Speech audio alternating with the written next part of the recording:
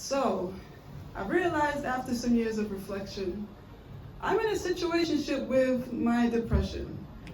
Our relationship is complicated. We act like we're a couple, but we're not exclusive.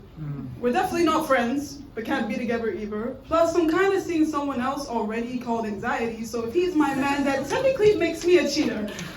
Because of him, I always wake up on the wrong side of the bed. I always gotta clean up after his mess. Like this morning, I woke up to his puddle of sweat. I had to mop it up before I got dressed. He's the longest relationship I've ever had. I really wish it did not last. We don't talk about the future because I'm still not over the past.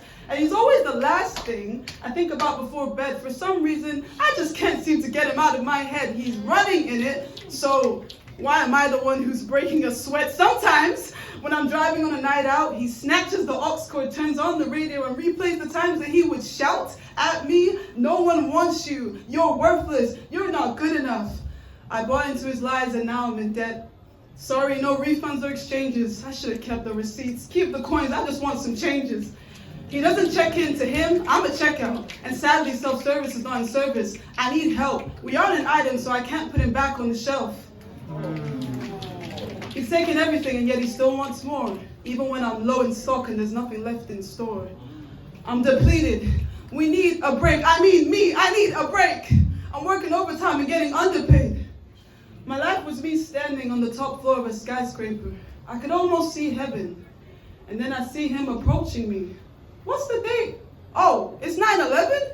Now my body's a building that's slowly collapsing. COVID ended, but I'm still isolating. People are worrying about me, but they don't understand that sometimes I just don't want those close to me to be close to me.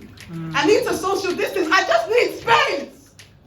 So I go long distance. That's why my heart races. I'm competing in this year's Mental Health Olympics, and I am determined to reach the finish. They don't get it. They don't get me. But he does. He knows my mind. I guess that's why they call it head over heels. But truth is, my head still hasn't healed. They still don't get it. Say it again. Reload it. I guess they don't get it. He knows my mind. I guess that's why they call it head over heels. But truth is, my head still hasn't healed. They still don't get it. And they still don't get me. I just don't want to hurt them whilst I'm hurting. My friends think I'm fine. My family think I'm fine. Many see me on the street think, damn, she's fine. Look, I'm not fine. Depression sucks the life out of me. So forgive me for ghosting you. Sometimes I just want to know what death feels like. Maybe I should try life after death because when I'm alive, I feel dead. I'm scared. I want to hide. You can't see the damage because he's breaking me down from the inside. People tell me, you're acting different. You're not the same. I thought I was going insane. I thought I lost my mind, but I realized he stole that from me. Please believe me when I say depression is a thief and he'll never be caught on tape. I remember when he first spent the night. I ain't get no sleep. Tossing and turning like we were having a pillow fight. I fought every thought that was dragging me into the dark, tempting me with a blade, offering me a drink to take the pain away, and we still fuss and fight to this day. He's taken over 20 years of my life away. We're not even married. Thank God I'll never be his wife. The only ring that I recall was the one from the Samaritan's helpline. I thought that suicide was the only way out. He told me to end it since I had so much doubt. I'm scared to leave him right away, but I also don't want him to stay. He lives in the biggest room of my head, and he doesn't even pay the rent. He just vents. My mind is his studio. So when he releases his latest playlist of anger and frustrations, I'm always the first one who hears the audio. He must be breaking records because his beats are on repeats.